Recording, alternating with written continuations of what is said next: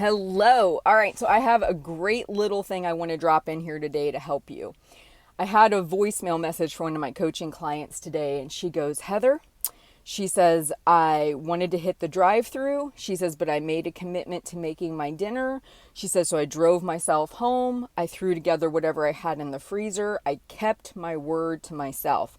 She then said she gotten the kids to bed. She has some little kids, and she says, part of me just wanted to crash on the couch.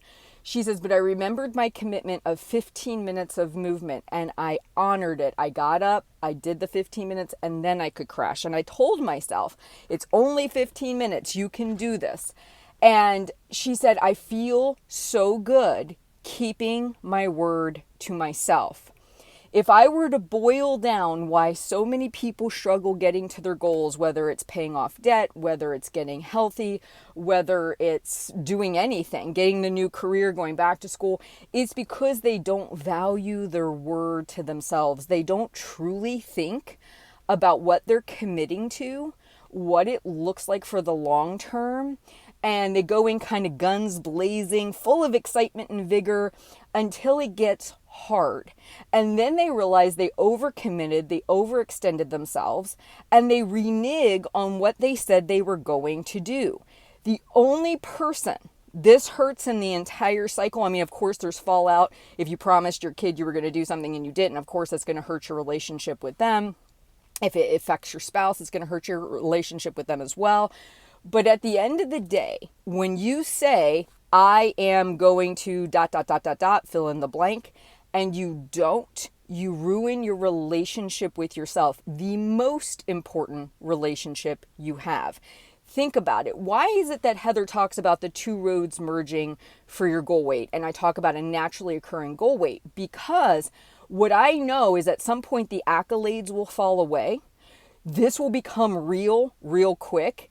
And you're going to have to do this stuff every single day. So if you commit yourself to having to weigh something that you really can't keep up with, you're the only one who does the work. No one will step in and measure your food, track your food, do the workouts, prep the food, meal plan the food, grocery shop. That's all you, baby, 100%. So it has to be something you are willing to keep up with and handle for the rest of your life. And what I often see is people having expectations that maybe they see other people doing certain things or they think it should be a certain way, and they set their statements of this is what I'm going to do way up here. I'm going to compete for the marathon. I'm going to weigh this amount. I'm going to do these things. Whereas in reality, when they step and look at it for its entirety, they say, okay, I don't know if I really want to do this forever. I don't know if I really can keep up with this forever. This feels really overwhelming. And this is why your self-trust has got to be the most important thing you establish. The most important.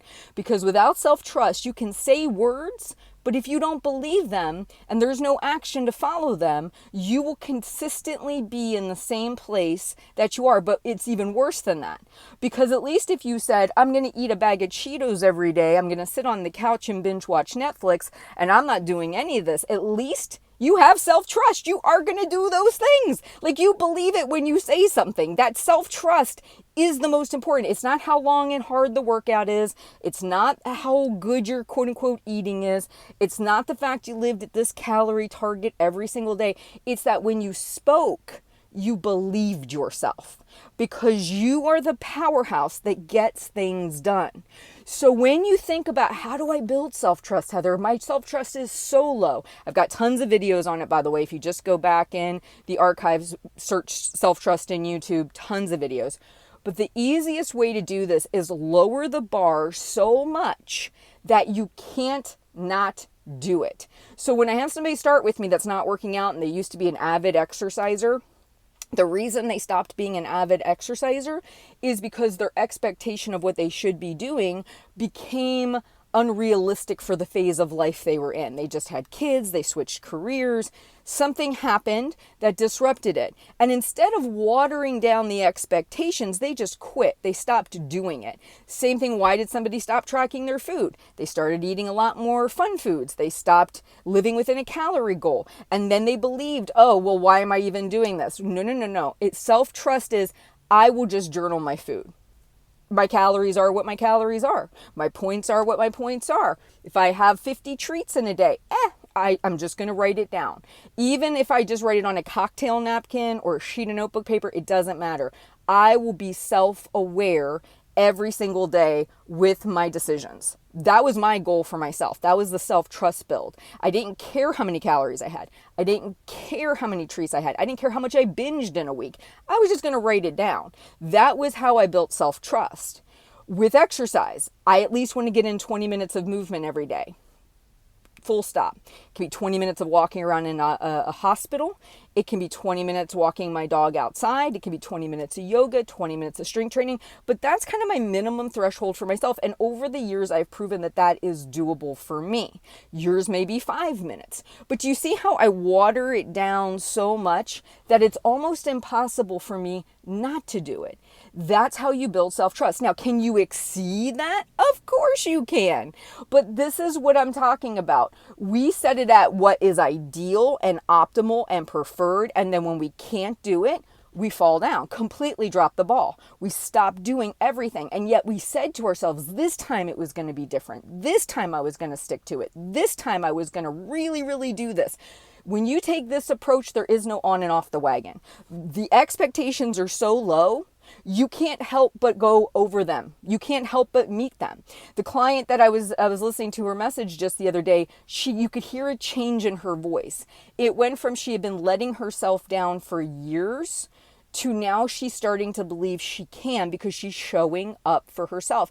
But she's not got the expectation that she's going to do 3 CrossFit workouts in a week. She's going to go to the gym and put in an hour-long Zumba class. She doesn't have, that was what she came with, and I helped her strip that away. And I said, let's do 10 minutes. Can we do 10 minutes? She was like, well, that's not anything.